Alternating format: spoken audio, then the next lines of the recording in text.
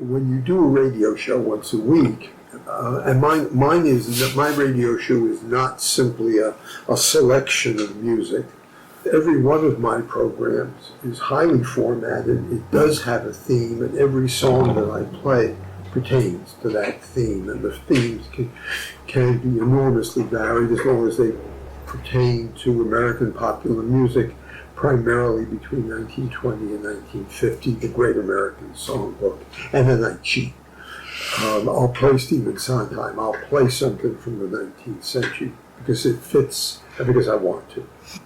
Over the years, I began to see beyond the obvious. The obvious is that the center of popular music in America, like the center of American theater, Broadway, was in New York City. It was Tin Pan Alley, which is the home of music publishing, and was local, or which was the home of music publishing, was on the west side, Broadway, above Manhattan, Broadway, the theater district on the west side of Manhattan, and Harlem, especially in the 20s and 30s during the Harlem Renaissance.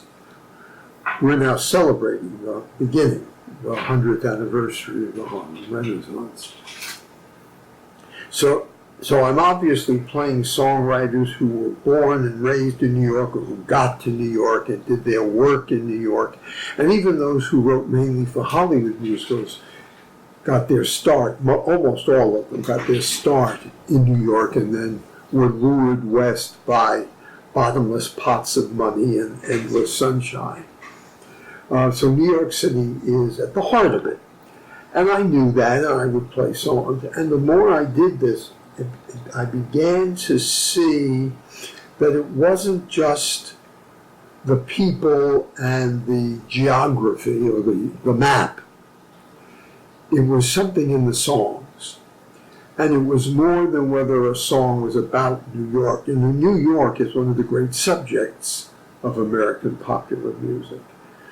And I knew that, and most people who pay any attention to this kind of music do.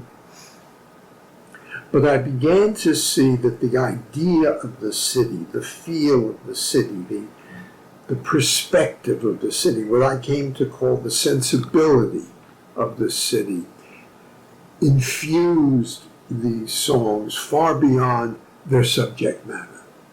And so you could have songs that never mentioned New York City, but were somehow city songs. And that's what I set out to see if I was right or not, and if I was to try to illuminate it.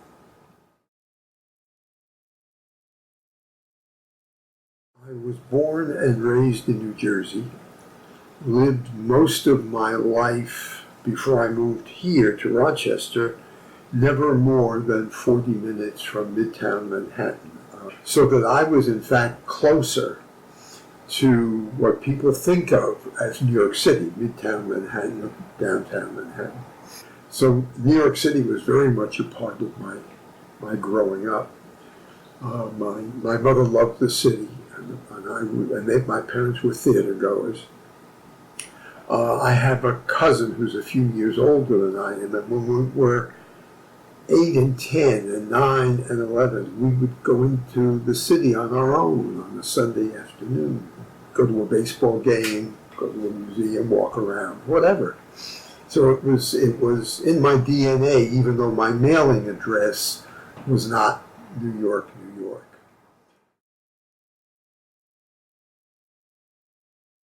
My background is not in music. I know about music what anybody with an education knows, but I'm not trained. I could never teach music.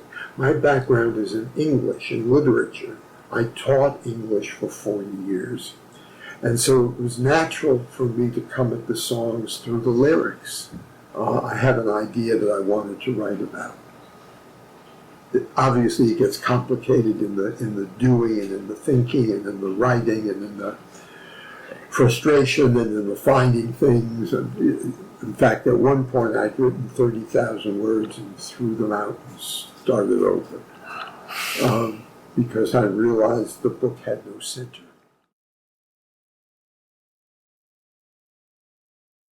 I think it's an ease with ambiguity. It's a skeptical point of view. I think skepticism breeds ambiguity, even sometimes cynicism. There's a wonderful story. Irving Berlin wrote the song Always. A friend of his who was a major playwright named George S. Kaufman heard it. But Kaufman, who was a notorious cynic, especially about love and romance, suggested that Berlin change the line from I'll be loving you always to I'll be loving you Thursday. That's part of the urban sensibility. But I think what's really at the heart of it is the combination of sentiment and wit. They're not supposed to go together. They're not supposed to fit easily, if at all, because sentiment opens you to emotion. It engages you, it draws you in, brings you close. Wit requires that you step back and say, hey, the emperor has no clothes on. Sentiment, if it's deep enough and true enough, doesn't care. So how do you work these two together in the same song? Because the songs virtually must be about love. 90-some-odd% are about love. And it's in the language. It's in the language. So that Ira Gershwin could write, the more I read the papers, the less I comprehend the world and all its capers and how this all will end.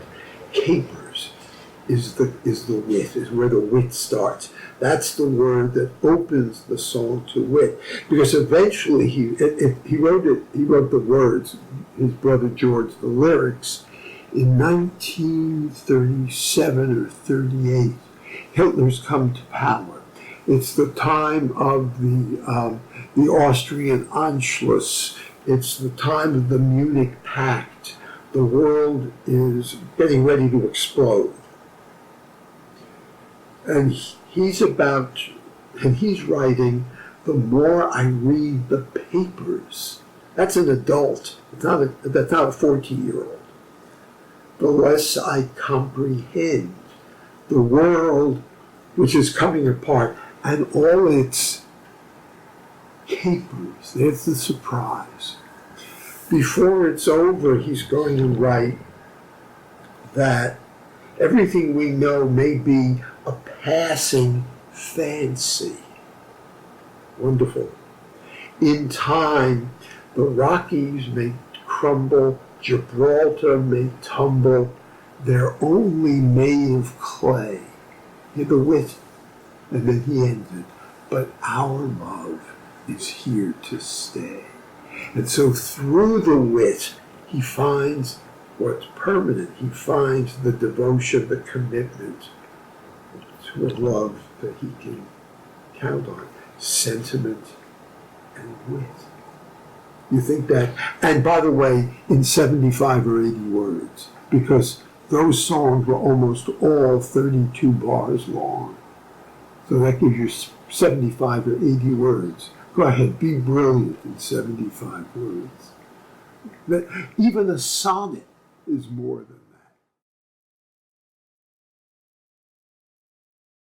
that. There's one that has stuck with me. I don't know how many people can boast this, and I'm not sure if I'm boasting. I got a letter from a man who was a convict in a federal prison in Texarkana. And he told me that he would not be surprised if he was the only person in the prison who was listening to my show. And he thought that I had not aired exactly, but hadn't ended a recent show as well as I could have. I used this song, and he felt I should have used that song. And I wrote him back and told him he was right.